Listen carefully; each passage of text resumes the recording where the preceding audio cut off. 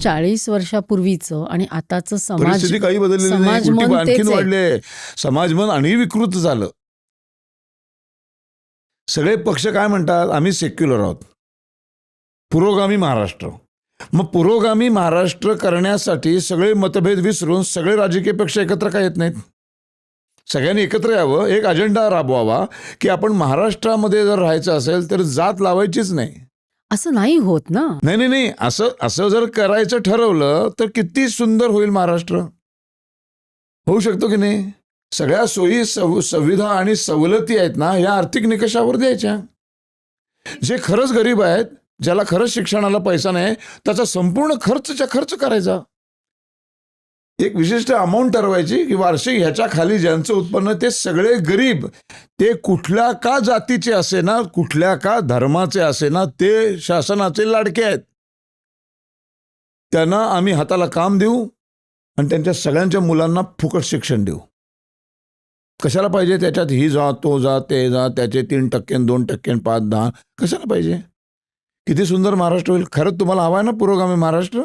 प्रत्येक पक्षाचा नेता स्टेजवर बोंबलतो की नाही, आम्ही पुरोगामी, आम्ही सेक्युलर आहोत, आम्ही पुरोगामी महाराष्ट्र असा नव्हता, तसा होता, हो नव्हता, बिघडला, सगळं बोलतात की नाही. मग ह्यासाठी कोणी पुढाकार का नाही घेत? 40 50 वर्ष राजकारणामध्ये घातलेली माणसं आहेत आपल्याकडे, देशामध्ये जाऊन काम केलेली माणसं आहेत, राष्ट्रीय पातळीवर देशाचं नेतृत्व केलेले राजकीय नेते महाराष्ट्रात आहेत. या सगळ्यांनी पुढे यावं. मला भयंकर वाटतं, असं खरं सांगतो तुम्हाला, मनापासून वाटतं. आज तुमच्या पॉडकास्टवर पहिल्यांदा बोललो मी. हे सगळ्यांनी एकत्र यावे, एका गोष्टीसाठी एकत्र यावं.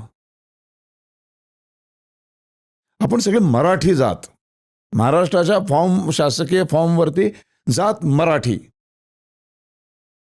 धर्म महाराष्ट्रीयन, संपला विषय. किती सुंदर होईल महाराष्ट्र. खूप छान होईल. पण बघूया. पण हे करायचं नाही आहे. हे नाही असं नसतं. आमचं राजकारणच संपेल ना.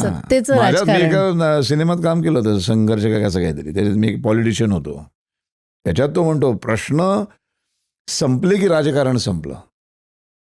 राजकीय नेत्यांनी प्रश्न संपू द्यायचे नाहीत. एक प्रश्न संपतोय असं वाटलं की नवीन निर्माण करायचा. उत्तर शोधायची नाहीत, प्रश्नांमध्ये अडकून ठेवायचं. काय चाललंय मला सांगा आपल्याकडे आता? जनता एवढी मूर्ख नाहीये. काय हो, सगळ्यांना कळत असतं. आता जी माणसं कधी येऊ नयेत निवडून, ती येतात की नाही, तेव्हा मग तुम्ही काय म्हणणार, त्याला 4 लाख मतं देणारे ते कोण 4 लाख आहेत. हा माणूस कधी आयुष्यात निवडून येऊ दे नको. ह्याने इतकी पापं केली आहेत, ह्याच्यावर एवढे चार्जेस आहेत, ह्याच्यावर बलात्कारापासून हे चोऱ्या माऱ्या, हजारो काही रुपयांचे गैरव्यवहारांचे आरोप आहेत, ह्याच्यावर केसेस चालू आहेत. ते 3-3 4-4 लाख मतांनी निवडून येतात की नाही. म्हणजे 3-4 लाख अशी माणसं आहेत की त्यांना तो निवडून यावासा वाटतो की नाही. आहे वास्तव आहे. मग एक चेहरे बघितले तर तुम्हाला वाटतं की नाही, अरे हा कसा काय निवडून येतो यार, हे कसे काय निवडून येतात, असं आपल्याला प्रश्न पडतात की नाही. हे व्हायला पाहिजे या सगळ्यांनी, पण हे कधी आयुष्यात करणार नाही. तुमची मतं भयंकर ज्वलंत. तर हे सगळं राजकारणच संपेल. अहो सगळं गंमतच संपेल की नाही का. एकच मराठी जात आणि लाडके गरीब, अशी योजना ऍक्च्युली पाहिजे महाराष्ट्रात. लाडकी भाऊ बहीण नाही, लाडके गरीब. जो गरीब तो शासनाचा लाडका. आणि उचलून पैसे नाही द्यायचे, काम द्यायचं. हे जे फुकट काय, हे फुकटच्या अगदी विरोधात आहे मी. फुकट नाही, काम द्यायचं हाताला. या तुम्ही सिद्ध कर, तुझ्याकडे काय असेल, शिक्षणात नाही इंटरेस्ट, तू काहीतरी करू. काहीतरी प्रत्येकाला देवाने दिलंय. लोहार काम, सुतार काम, काहीतरी दिलंय की नाही. हाताला एक स्किल आहे प्रत्येकाच्या, असं कोणीच नाही हो. एखादा उत्तम झाडू मारू शकतो, म्हणजे त्यांनी झाडू मारल्यानंतर तिथं चालायला लाज वाटली पाहिजे, इतकं स्वच्छ असतं ते.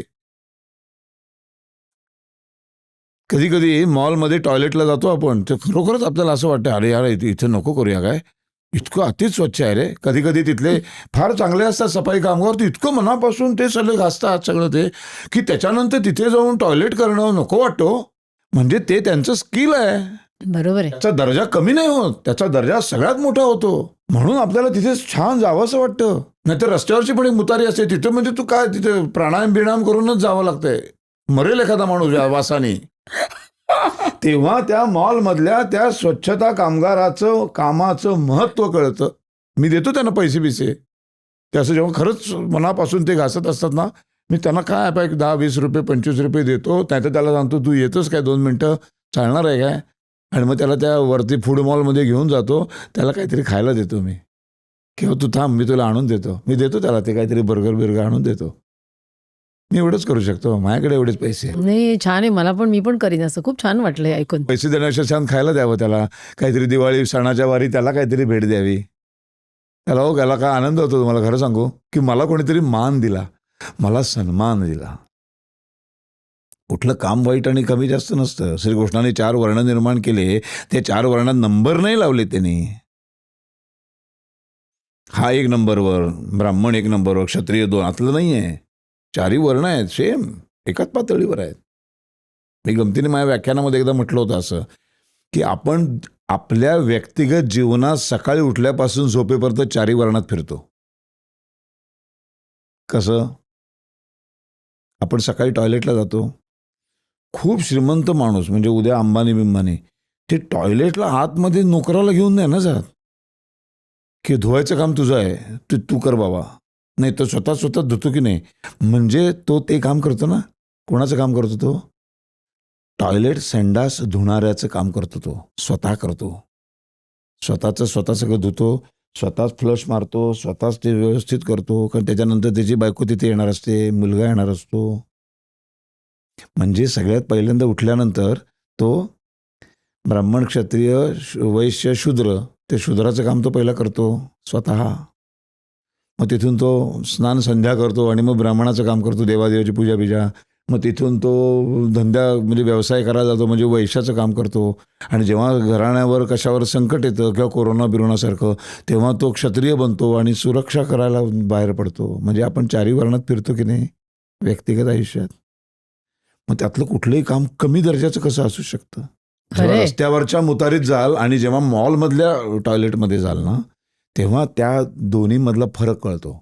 आणि मग त्या टॉयलेट स्वच्छ करणाऱ्या माणसाचं महत्त्व कळतं. ही दृष्टीच दिली नाही हो आम्हाला आमच्या शिक्षणाने. हे द्यायला पाहिजे, हे शिकवलं पाहिजे, असे संस्कार केले पाहिजे. हे सगळं राजकीय नेत्यांचं काम आहे. ते कोणीच काही करत नाही. मग आम्हाला बोंबलत फिरावं लागतंय, व्याख्यानं देत असलं काय काय बोलत. तुमच्या पॉडकास्टवर बोलवलं की त्याची संधी साधायची, किंवा यांच्याकडे फॉलोअर जास्त आहे तिथे जाऊया आणि हे बोलूया. मग ते पोचलं पाहिजे ना. समाज आपल्याला घडवायचा आहे की नाही, चांगला सुदृढ सुंदर समाज घडवायचा आहे. सगळी माणसं छान आहेत, कोणी कमी नाही जास्त नाही. इथं तुम्ही आज डॉक्टर आहात, मी एक ॲक्टर आहे, हे आता बसलेत हे करताय, तुमचा मुलगा तिथे एडिटिंग करतोय. प्रत्येकाचं काम महत्त्वाचं आहे ना. हे कसं म्हणू शकतो आपण? हा अधिकारच नाही आपल्याला की ह्याचं वरचं काम आहे त्याचं जरा दर्जा असं नाही. सॉरी, 4ही वर्ण सेम आहेत.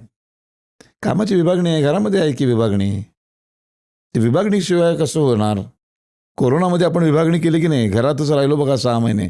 मग ठरवलं ना कामवाले येणार, भांडीवाले, घासायला बाई येणार नाही, कचरा काढायला येणार नाही. मग आपण वाटून घेतली बघा कामं, की 2 दिवस मी झाडू मारेन, पोचा मारेन, मग उद्या तुम्ही मारा. मग नवऱ्याला सांगितलं, मग नवरा म्हणतो आता 2 दिवस आम्ही दोघांना तर मुलांनी मारावं. भांडी सगळं केलं आम्ही सुद्धा, भांडी घासली आम्ही सुद्धा, सगळं केलं 6 महिने. तेव्हा त्या बाईचं, भांडीवाली बाईचं महत्त्व कळलं त्या दिवशी.